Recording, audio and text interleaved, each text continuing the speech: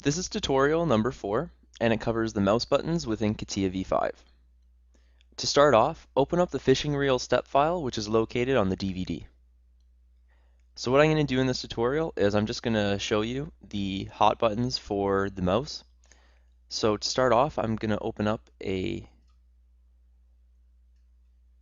picture of the mouse that we're going to be using, just so everyone knows when I say button 1, button 2, and button 3, what each of those buttons is going to do. So let's go back to, and what we're going to do is I'm going to show you first how to zoom in and zoom out with your mouse.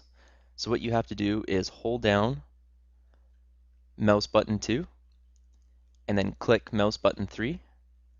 Now you can see the icon, the arrows going up and down, and if you push forward, it's going to zoom in, and if you push out towards pull it towards yourself, it's going to zoom out. Now try it again. Mouse button 2, hold down, click mouse button 3 once, and you can zoom in and zoom out. Now I'll show you how to rotate with your mouse.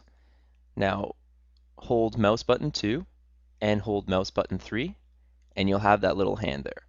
Now if you move it around, you'll see that you're able to rotate and move the whole part or assembly all around.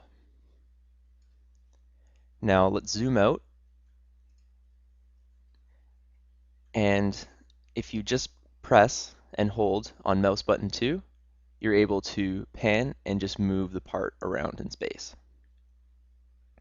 So let's hold the part and let's move it to the right, and then put your mouse to the left and just click mouse button 2 once.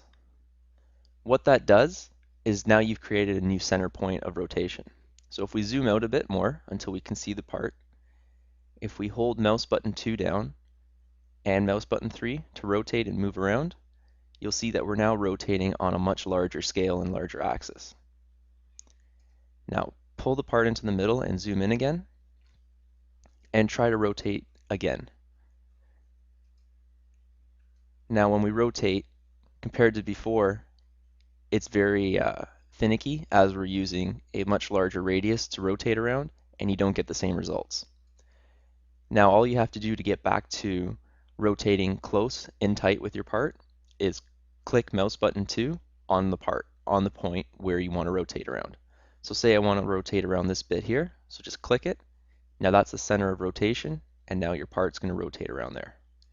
You can change it up to any part or feature on your part or assembly.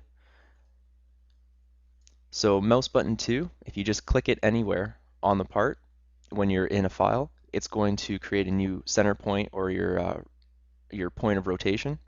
So again, like I showed you, if we zoom out and click on the side, now we've got a big arc, big circle. When we zoom in, and if we click on the part, now we have a small circle. So it's a very good tool to know how to change your rotation point, because when you're dealing with larger assemblies, your rotation point may be far and you might have limited use, and when you need to focus in on a certain part or certain feature, you need to click on it to be able to do that. And then mouse button 1 is just clicking on the parts and you're able to highlight it. If you click mouse button 3, you get more options.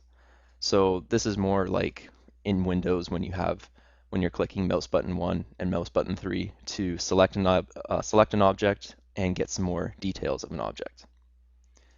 And that concludes our tutorial on the mouse buttons within Catia v5.